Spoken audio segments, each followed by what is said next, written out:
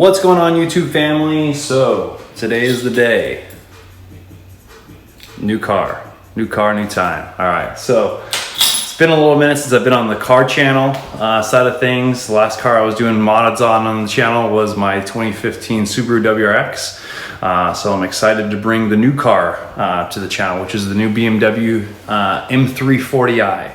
Super fun car so far, but there was a lot of cars in the running when I looked at the purchase of this car. So if you're one of those people that are out there looking for reviews and stuff like that, there's so many different reviews on the BMW M340i that I'm not even going to bother with that. But I do want to talk about some cars that were in the running as far as what I was looking at, that maybe you're looking for the same, and I can help you on the inside of things on that. So I bought the M340i 3 weeks ago. I've got about 500 miles on it. Absolutely love the car so far. So it's been a fantastic car, fantastic machine. Some cars that were in consideration was the Model 3 Performance, Tesla. You've also got the Audi TT-RS or the Audi S5 Sportback was another option, as well as of course the 2020 Toyota Supra, which everybody's building right now. So I'm a fanboy just like everybody else when it comes to Toyota Supras and Nissan GTRs, but I'm 6'3" and 220 pounds, so I can't fit inside of the Toyota Supra, unfortunately. I can, just not very comfortably. So that kind of ruined the car for me itself. I'm not a huge fan of the body styling in the front either, even though there's a ton of aftermarket kits already for the car, which is pretty fantastic, and people are making some pretty good horsepower. So what was the second best option? How about the M340i, which uses the same engine, the B58? Car comes with 380 horsepower, which is fantastic. Some of the reasons I chose the car was I wanted something that was comfortable, something that was fast, but still had the luxury aspect of it, and I feel like BMW kind of hits that right on the head. They are a performance-inspired machine, hands down. Spirited driving, you can take corners and stuff like that and feel like you're really planted on the ground and driving the car. And the car has been fantastic so far. I plan on doing some videos here in the future of reviews of reliability, some things that I like or dislike about the car, but I do want to take a minute just to kind of go through the inside of the car and some of the favorite features that are in it, which we'll go out in a second and do that. But if you're in the market and looking at a couple different cars, the Audi just wasn't it for me. Same thing with a couple of the other ones. I looked at the M2, so still staying with the BMW. I looked at the M2, just didn't hit it. Like, the inside wasn't there for me, the interior styling. I did like the outside of the car, but just couldn't justify the purchase on it for those same reasons. Same price point pretty much, within a few thousand bucks of each other. So I got the car in the sapphire black metallic. Look at this thing, so clean. These are the 19-inch sport wheels. Unfortunately, they're on the run flats. The car does keyless entry, so you walk up to the car, it'll automatically unlock. You walk away from the car, it'll automatically lock. You've got a little bit different coloring on the mirror caps. Same thing around the grille, and then around the fogs, by the fogs, air ducts, whatever they want to call them. Love the blue calipers on this one. Just a beautiful car. Love that they did factory, like the smoked look into the taillights.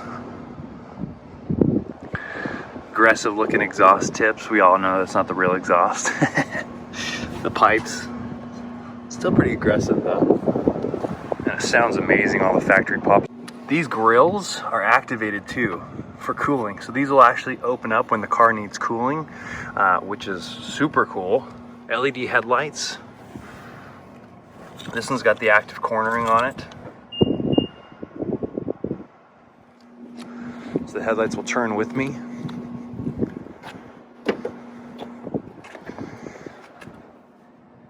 M340i on the door seal. Love the trim design on the doors and just the overall just layout of it. It's got the ambient lighting on this one, so it runs through the doors as well as on the dash. That M Sport steering wheel. These are the Sensitech leather seats, so the factory seats. I don't know why more car manufacturers don't do this. I love this feature. So beneficial for tall guys when our legs are on longer road trips. It's got the adjustable side bolsters, so if you wanted to be a little bit more aggressive, you can do that. Little sporty pedals. Live Cockpit Pro on the dash. All right, let's go ahead and jump in. So, this is the new M340i 2020 interior. So the new interior, love it. They obviously redesigned the 3 Series in 2019 and they did a killer job. This car really needed this. I love the screen. It's a little dirty. Let me clean that off here. Love the screen setup from them. And it's like an iPhone screen, very high definition. It's got wireless CarPlay, which is one of my favorite features on the car. So those of you who don't know, they released the update for the wireless CarPlay. They used to charge a subscription base for it. It was like $400, which is crazy for unlimited app wireless CarPlay. So it's all included. You got your maps, you've got the Apple Music if you want to run that. You can run your phones, and you can download different apps, audiobooks. It's all touchscreen. Very flawless look and design. Not much lag to it. Love the setup of that. Let's go ahead and start this up really quick. So you can use all the touchscreen options there, or you've got the main commands down below. So you can go home, media, comm, you got internet on this as well. Love the design of the shift knob. Parking buttons there to put it into gear. You've got this little side button here. Press the brake and then you can pull it back. A couple different modes. You've got Eco Pro, which is going to be more for like fuel economy. So if you look at the gauges now, a little bit more aggressive, you go into Eco Pro mode, switches, comfort, and then sport gets a little bit more aggressive. You can change those around. So you've got comfort, you've got sport. So sports, you've got the different modes. You've got standard sport, you've got sport plus, and then you've got sport individual, where you can adjust the steering, how, you know, if you want it to be more comfortable steering, if you want the transmission to shift more aggressively, all those things. Your Eco start stop button, your parking sensors. I do have the parking sensors integrated on this one. Your fun button, traction control off. Got wireless charging down here in this little setup right there. Cup holders, pull this down, it looks very clean and sleek. Paddle shifters, nice flush, close to the steering wheel. Very nice design. Your nice little M logo. Heated steering wheel with this one, heated seats. Does have the sunroof. So, car is fantastic. Love a lot of the features about this car. Love the full digital dash display. I didn't opt for the Harman Kardon, and I should have. I'm a little disappointed in the sound system in this car, but the exhaust kind of makes up for that. So let's open this door up a little bit. Do a little taste.